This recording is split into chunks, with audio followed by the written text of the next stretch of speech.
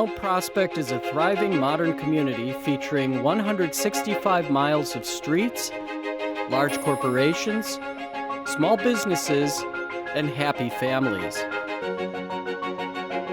But it has taken many years and lots of hard work on the part of numerous people to achieve this level of success. Farmers broke the prairie and made this place habitable. Railroad speculators brought modern transportation to northeastern Illinois, making it possible for those farmers to get their goods to market. A land speculator named Ezra Eggleston saw the area's potential, built a train station, plotted a town on paper, and named the place Mount Prospect.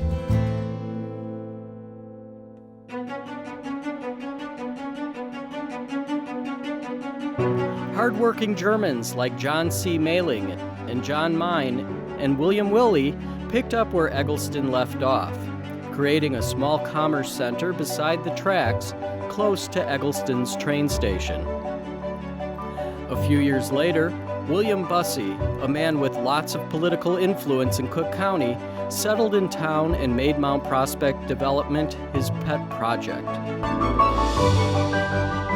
And then, in 1917, 100 years ago this month, Mount Prospect was finally incorporated as a village, allowing it to enact its own laws and levy taxes to pay for roads, schools, and other public improvements.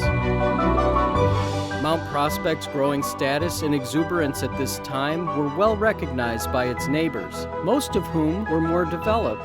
In a tongue-in-cheek editorial, the Cook County Herald announced, County Commissioner William Bussey has the German ambition that will make his hometown prosperous. The Busseyville citizens are united and will not be satisfied until they annex Chicago as a suburb of Greater Mount Prospect. They weren't far off. Mount Prospect residents were industrious.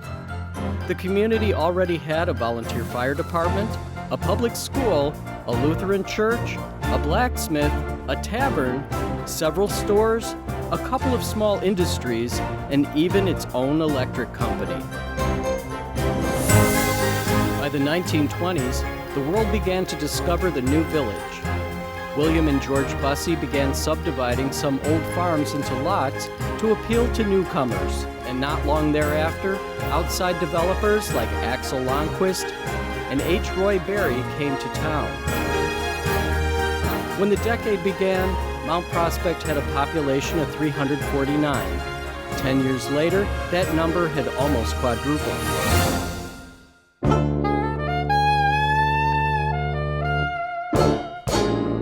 All of that came to a screeching halt, however, in 1930 after the disastrous stock market crash of October 1929.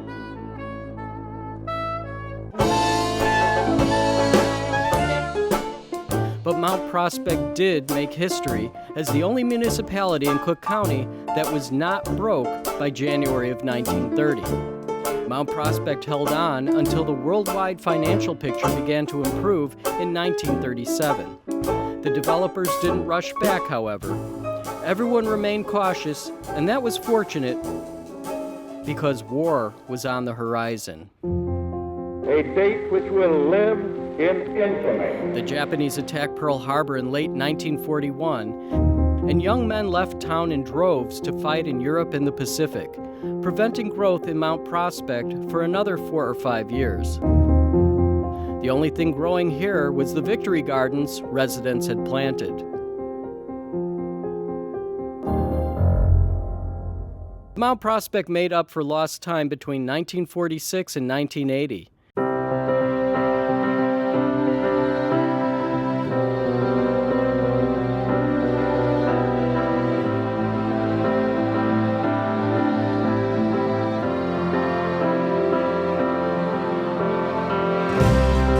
During that time period, the village's population grew from approximately 1,700 people to 52,634, thanks to the subdivision of farms, the national baby boom phenomenon, and the annexation of surrounding farmland.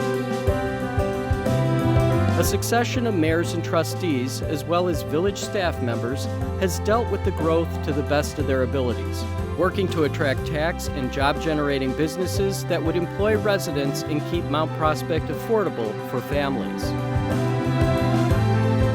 And also trying to make sure that Mount Prospect has the best public services and facilities in the region. Modern infrastructure, state-of-the-art schools, a top-notch public library, parks with exceptional recreational facilities, and plenty of places for the 54,747 present-day residents to shop, dine, and find employment.